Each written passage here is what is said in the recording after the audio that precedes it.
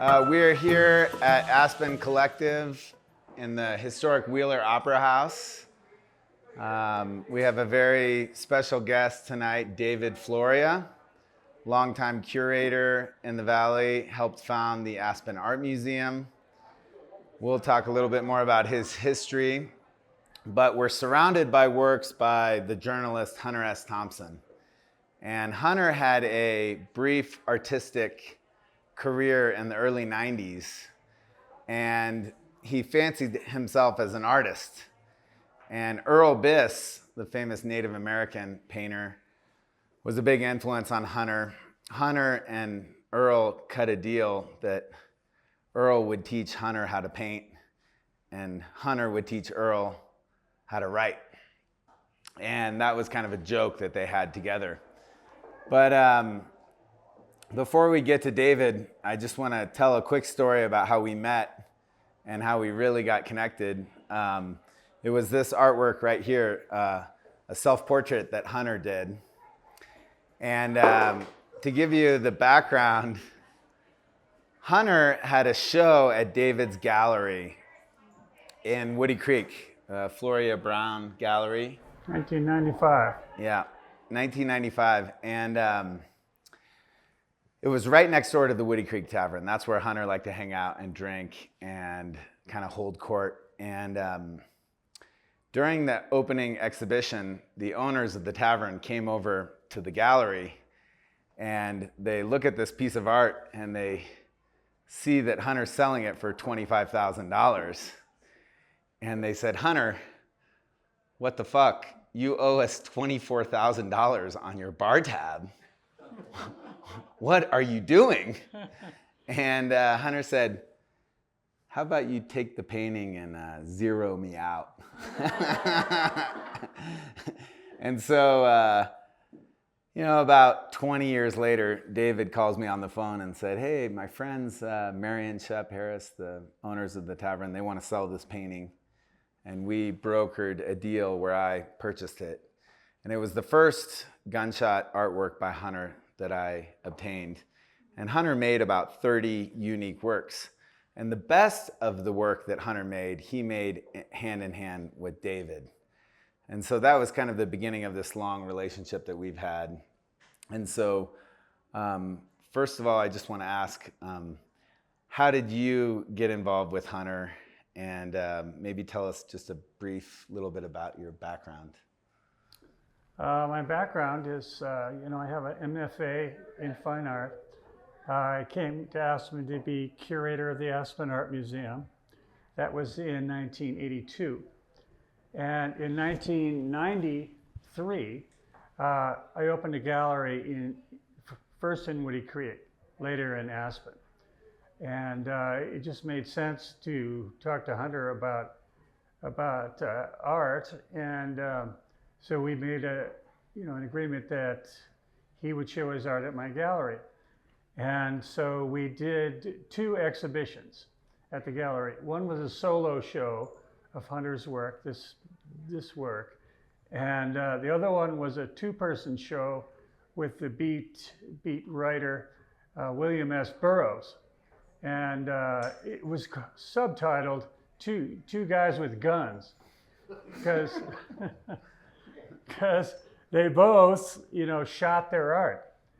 Burroughs lived in Lawrence, Kansas, and made paintings, basically abstract paintings. But he would blow holes in them. He was also a gun freak. And so we did 2 shows, and what you see is the results. Yeah. And to give you a little background here, one of the great stories about Hunter's art was that Hunter in the early 90s was living fast and hard. And before he did the show with David, he had a show here in town with a woman named Mary Grasso. And what happened, and this is actually evident in these 3 pieces, the backstory with these 3 pieces is that he sold out his first show in Aspen. He did Hemingway, his hero, Marilyn Monroe, Ronald Reagan, and J. Edgar Hoover. And so he sold out that exhibition. And so what happened was Hunter kind of got a big head about himself being an artist. And he ended up, holding court at the Woody Creek Tavern, and an oil guy from Canadian Texas came up to him and said, "Hey, I heard you're selling art. I want to buy some of your pieces." Well, at the time, Hunter had kind of an agreement with Mary Grasso. She sold out his first show. And he was making these works for her gallery. And Hunter, being the entrepreneur that he was, he said, "Hey, why don't you come up to my house privately and see my latest work?" And of course, this oil guy bought the 4 pieces. It's this one, this one, this one, and another self-portrait, kind of a primitive version of this piece. And of course, the Mary Grasso, the gallerist, came out and said, "Hey, Hunter, where's those paintings you're working on? Where's Nixon? Where's Oh, I destroyed them all. They're gone. It's not happening. And she goes, "I know you had those paintings. Fuck you." And he said, "Well, fuck you." And that kind of denigrated their gallery artist relationship. So then Hunter didn't have representation. So then he went on to David. And one thing that I'll talk about here, and I'll set this up, was David brought depth and a theme to the work. The matting on this, it's a little bit more refined than these works on plywood. But there was also this element of Disneyland and Michael Eisner and politics. So can you talk a little bit about that? Well, yeah, there was a controversy in Aspen at the time about the Californification of Aspen, if you like, and so Hunter was upset about that, and the Stars moving to Aspen, and he was making art that resisted that. And so there was a couple images that are about that, anti-Hollywood in Aspen. Yeah, and we had the Hard Rock Hotel open downtown. Rock Diner. Yeah, Hard Rock Bar. And some people called it the boogification too. I mean, this is like the high-end kind of people coming in. Well, Hunter decides to take aim at Michael Eisner, because Michael Eisner wanted to create like a private fire department in Old Snowmass, and he wanted to bring in all of his wealthy friends. So Hunter decided, what better target than Mickey Mouse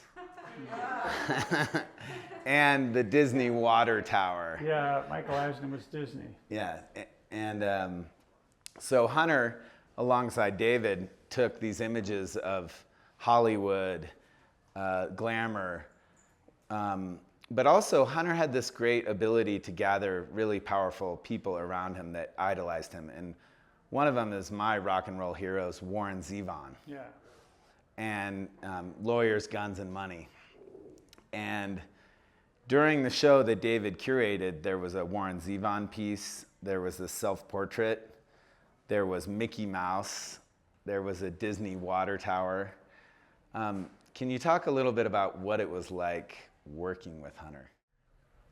Well, it was cool. It was fun, and I would procure the images, like the Mickey Mouse poster, and then I had a frame shop in my gallery too, so I would archivally, attach the poster to archival mat board, and then bring it up to Hunter's house, and he'd prop it out in his backyard up against an old beer keg. And the way he made these things is he would take a little aircraft, airline Jack Daniels bottle, and fill it up with red enamel paint, tie a string around it, and then attached that string to the top of the plywood that the piece was attached to with a string and a push pin. And he could adjust where it was, left, right, up and down, and then sit it out there and back off, a few paces and shoot it. And of course, everything would splatter, and blow a hole through the poster and through the plywood. And on this back wall, we have Hunter's sort of tools of the trade. So we have one of these small liquor bottles that Hunter shot. We have his bullets. We have his shotgun shells. He would also use exploding targets. Oh, that's a good one too. Yeah, you can buy these little exploding targets. It's about the size of a matchbook, and it's got gunpowder inside of it, and they're easily procurable still, I guess. And if you tape that to a Coleman camp stove canister of propane gas, and you shoot that target, it'll ignite the whole canister. You'll have this huge explosion, fireball. And so he did that a few times, and he got hit in the knee. One night doing that, the canister blew back and hit him in the knee. And we have a photo of that here in the gallery. Yeah. He called that the death bomb. And he was shooting a piece, and Ronald Reagan, I believe. Yeah, and then the canister came back, shot him, and there was this massive explosion. Well, Deb Fuller, Hunter's longtime secretary, she caught the most perfect image of Hunter kind of engulfed in this flame of a shooting art. And, Hunter was very clever about his language. He liked to say, subtlety is the hallmark of my art. And yeah, not exactly. He also said that it ain't art until it sells. And how was it, did you have any issues with the money or the transaction, or any issues like working with him as his curator and dealer? I don't think so. I don't remember any problems. He was a trickster, certainly. And for example, I had in my gallery in Woody Creek, it had a beautiful big stone fireplace. And in front of the fireplace, I had a really nice antique Victorian couch and a matching Victorian chair and a coffee table. And I'd sit there when we talked to artists or collectors. And my back, the back of this is to the main door, screen door. And so I was sitting there one day talking to probably a collector, somebody I was trying to, schmooze, and I hear the screen door squeak open and then kind of bang shut. And all of a sudden, the room is full of explosions and gunpowder smoke and paper shreds. And Hunter had taken a big package of those little ladyfinger firecrackers that are all interwoven, in the package. And you just light one end of it and the whole thing goes off. So he had opened the door and lit this thing and just threw it under the couch I was sitting on. And I couldn't do anything about it. It just blew up the whole room. So, but we got along great. He did that with kind of thing with his friends.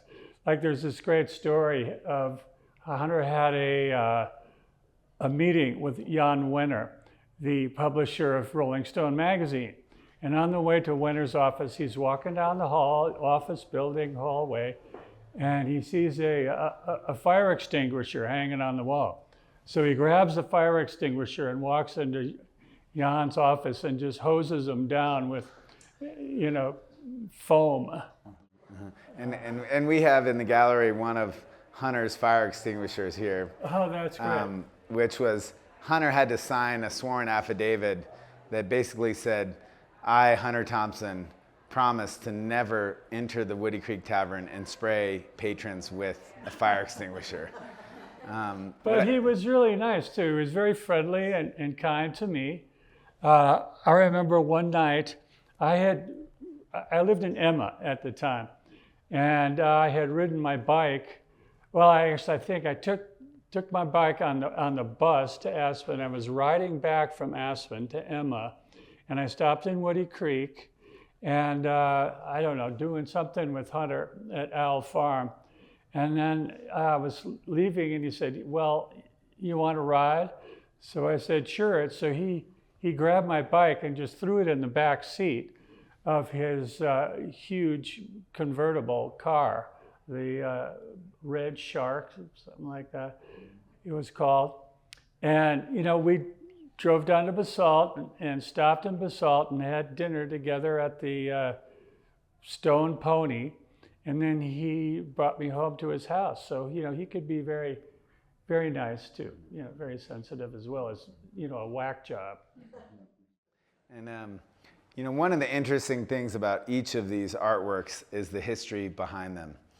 Each one tells a story. It's almost like a little novel with each one. George Stranahan and Patty Stranahan owned Mescalito, which was the symbol that Hunter kind of adopted on his letterhead. It's kind of a peyote vision of an owl, and Hunter's farm was called Owl Farm. But also Hunter had a way of using this art to very cleverly pay off his debts. And like, for instance, this piece was owned by Ed Hoban, and Hunter and Ed had a kind of clandestine weed operation together. And Ed got busted and went to Lombok Penitentiary. And when Ed got out of prison, came to visit Hunter, and Hunter said to him, "Hey, let me give you this piece as a thank you for not ratting me out." I've also bought pieces from cab drivers who like to give Hunter late night rides. And he had owed a lot of money to one cab driver, and he said, "Why don't you take one of these pieces?" But he only made about 30 works total in this sort of brief artistic output. And then when Earl Biss died, he sort of stopped making more paintings. Barney Wyckoff had a gallery in town, and he wanted to do a show of Hunter's. And sort of the last works that Hunter made were this one, Aspen Extreme, Sex, Drugs, and Rock and Roll, which Don Johnson owns. But can you talk a little bit about just Hunter as an artist and what you think that he was trying to do? Well, you know, I kind of feel that Hunter's work is a form of folk art in a way. You know, Hunter wasn't trained as an artist. He didn't have a big art career before doing this stuff. It was kind of a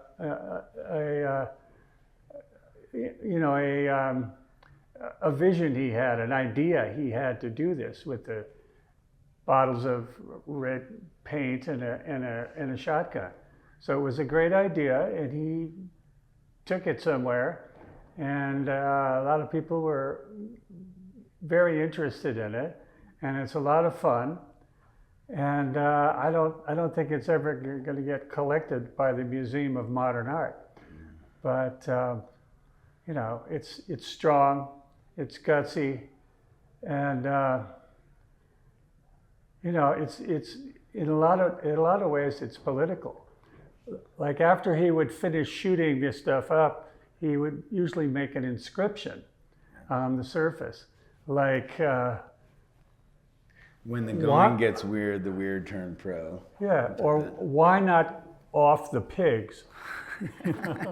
And like this one, it says, "The past belongs to the living, the future belongs to the dead." And right. Poetry. So is there anything else that comes to mind about that you want to Well, mention? I wanted to mention that during that time when we were doing this together, you know, we'd shoot it up and I'd take it back to my gallery and put a really nice frame on it and kind of dress it up, you know, so it looked like legit art. And at that time, CNN News out of Atlanta at the time sent a correspondent to Woody Creek to me because I had the gallery with a Hunter Thompson solo show in it. And they produced an 8-minute little production about Hunter and his thing. They interviewed me in the gallery, standing in the gallery, talking about Hunter's art, and they also filmed Hunter making the shotgun art up at Owl Farm. And if you want to find that, you can probably find it somewhere, YouTube, online, CNN News, Hunter Thompson, shotgun art. I'm pretty sure it probably still exists out there somewhere. We have a copy, yeah. And he says in the film, it's about time I got paid for shooting, goddammit.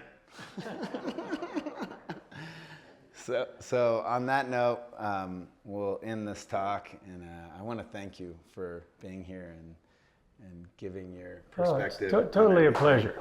Yeah. My pleasure. Yeah. And this show will be up this week. Next week, we open an exhibit by Travis Fulton, who created the dancing fountain here in town. He also made these incredible lamps here. And then we're going to keep it going with Hannah Rothstein, August 24th. And we're committed to showing the best and coolest art in Aspen at the Aspen Collective. So thank you for being here. Appreciate it. Thank you, David.